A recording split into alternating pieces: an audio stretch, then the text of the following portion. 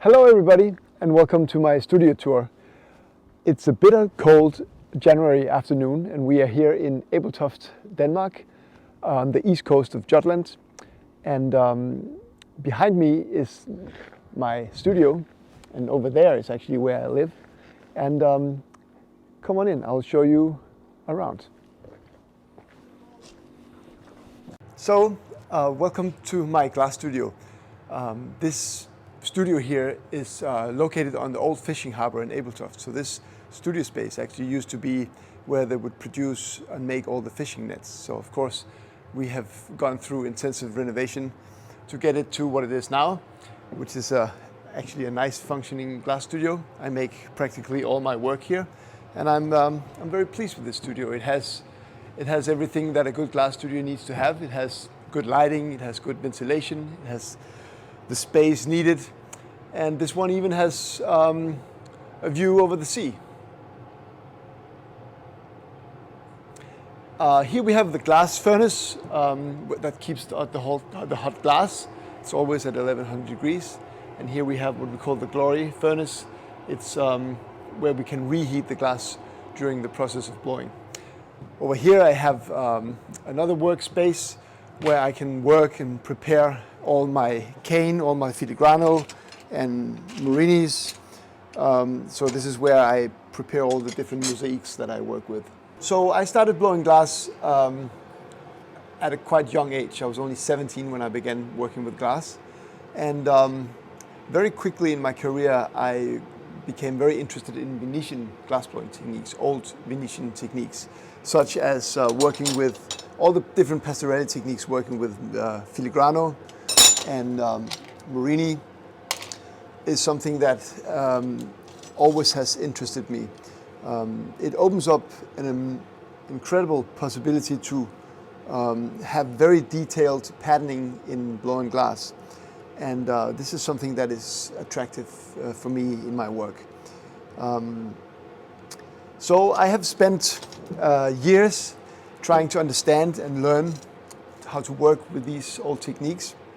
And I have spent years figuring out how to translate it into my own modern Scandinavian language.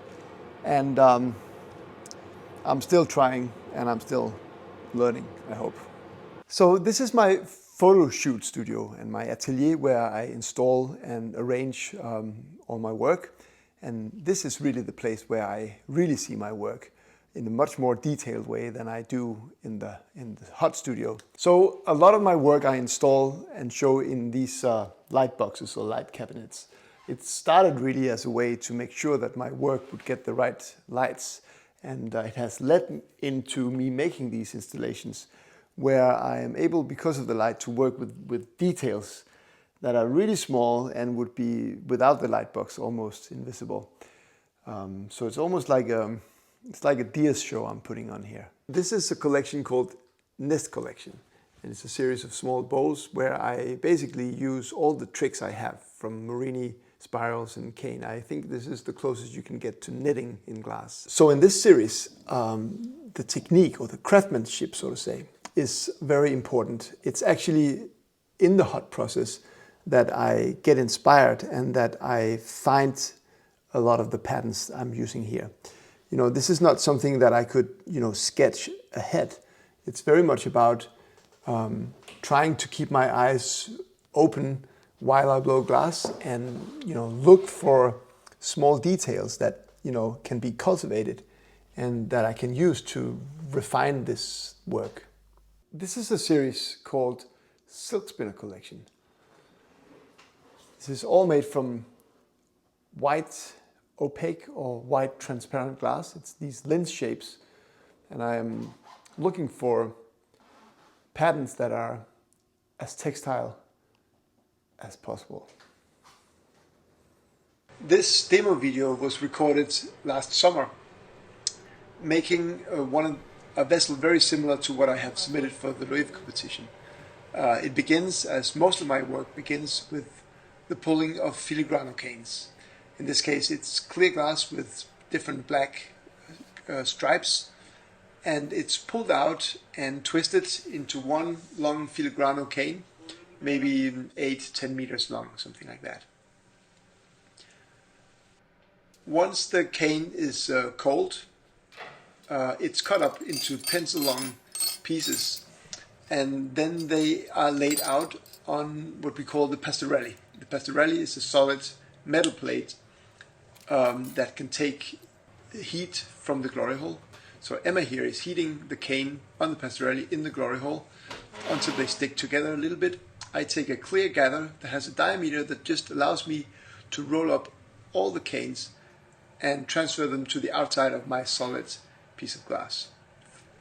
For this pattern, all the cane then has to be twisted very tightly, and the twisting also makes the cane become a lot thinner. The stripes become a lot thinner. For this design, I'm putting in like a fold. With the shears here, I can put in these marks that sort of disturbs the pattern on the surface, or makes a fold into the solid glass. The fold is then marbled out and twisted, and it's still, everything is solid glass, but once everything is twisted up as it should be, I put air into it. This is what we call the post. So this is a bubble. The bubble is then dipped into the furnace, and clear glass is taken over the bubble. That's called the gather. Now I have all the glass that I need to make this vessel. And now it's time to put the glass where I actually need it on the vessel.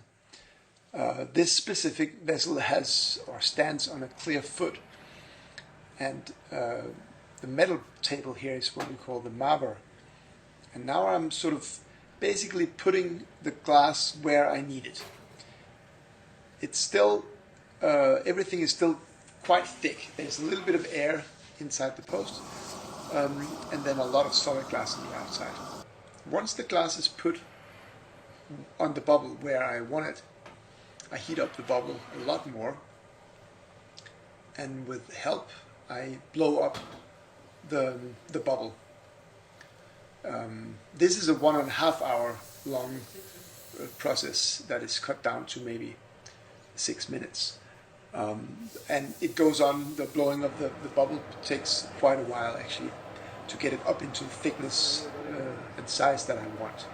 Once it's blown up to the thickness that I want, it's time to make it to the length that I want. And I simply heat up the whole bubble and swings it around, and that's what makes it long. We put a little bit more air into it. And this specific vessel is oval. So once the thickness is right and the foot is in the place that I want it, I heat everything up again and then squeeze it oval. We use these cork pads to squeeze with cork. It doesn't scratch the glass. Here we make the foot, and now we put on what we call the punty.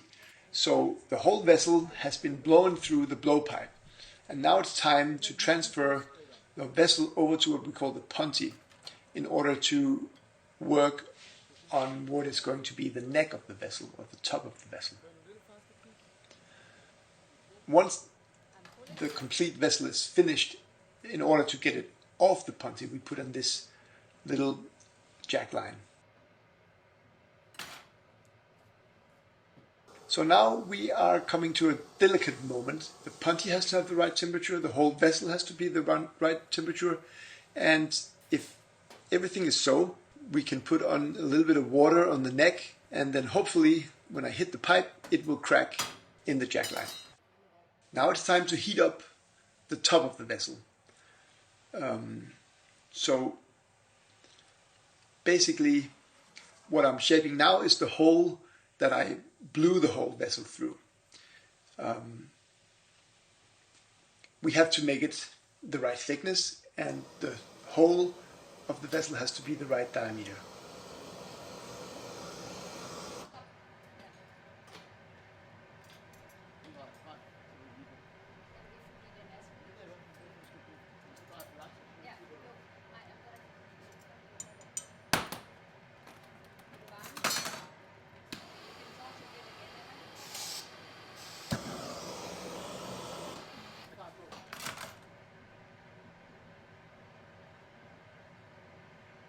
Once the top of the vessel has the shape that it should have, the hole has the diameter that it should have, I heat up everything again, and then it's time to squeeze the whole vessel evenly oval. And again I use the cork pads.